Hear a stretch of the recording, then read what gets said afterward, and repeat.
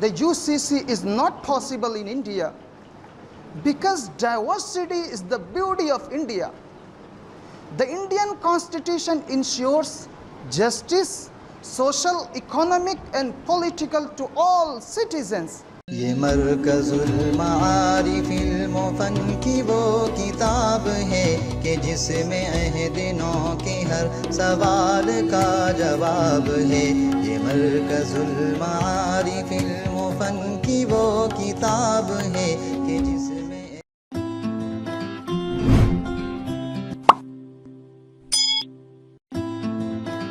Assalamu alaikum wa rahmatullahi wa barakatuh.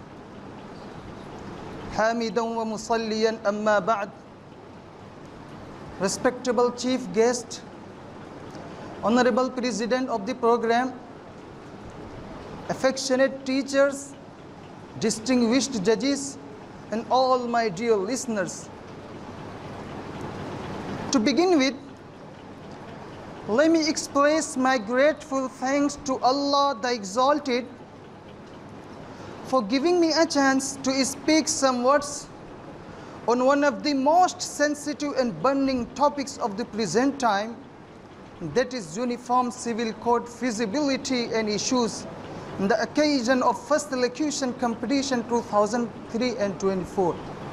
Dear audience, as you are well aware of the fact that the government of India wants to bring UCC.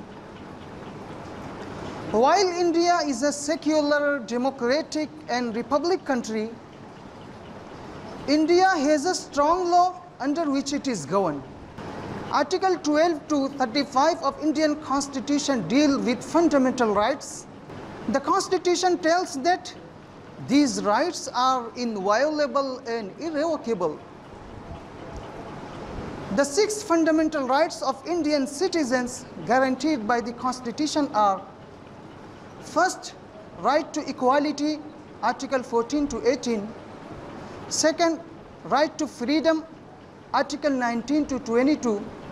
Third, right against exploitation, Article 23 to 24. Fourth, right to freedom of religion, Article 25 to 28.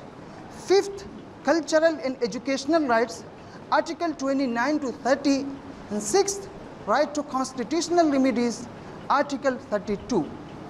The Article 25 of Constitution reads, all persons are equally entitled to freedom of conscience and the right freely to profess, practice and propagate religion.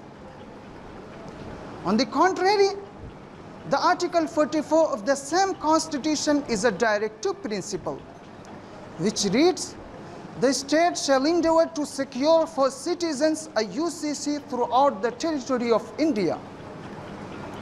A directive principle is a suggestion. It is an optional act.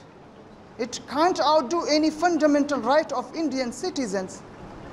And it is not a duty for the future lawmakers of India. The Constituent Assembly of India, after extensive discussion and debate, was pleased to keep the UCC merely an endeavor. Dear intellectuals, let me tell you, the UCC is not possible in India because diversity is the beauty of India. The Indian Constitution ensures justice, social, economic and political to all citizens. It has adopted measures for the protection of the rights of all religious and ethnic minorities and of all socially and economically disadvantaged classes such as the scheduled castes and scheduled tribes, etc. As you know quite well that different kinds of flowers add to the beauty of a garden.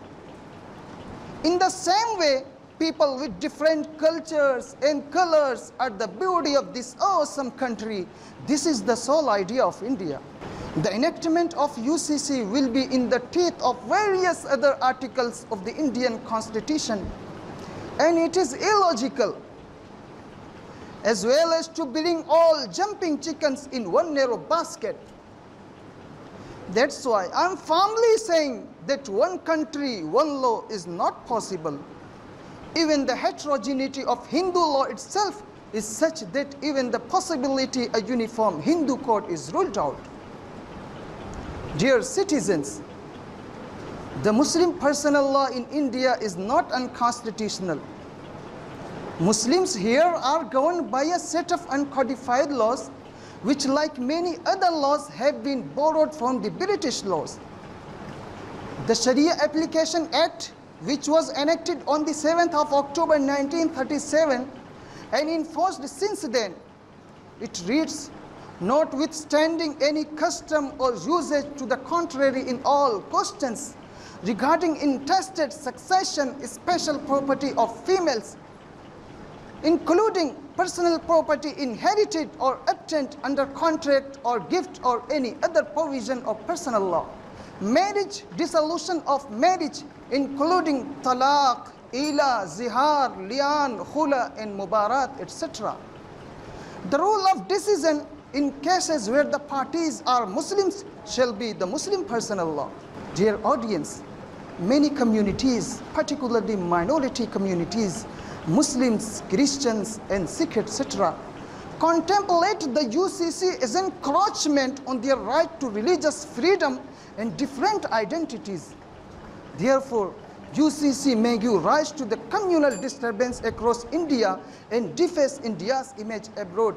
Thus, it is just prudent to set aside the issue of UCC in the national interest once and for all. Here I end up my talk. Thank you so much for listening to me patiently and have a nice day. Wassalamu alaikum wa rahmatullahi wa barakatuh.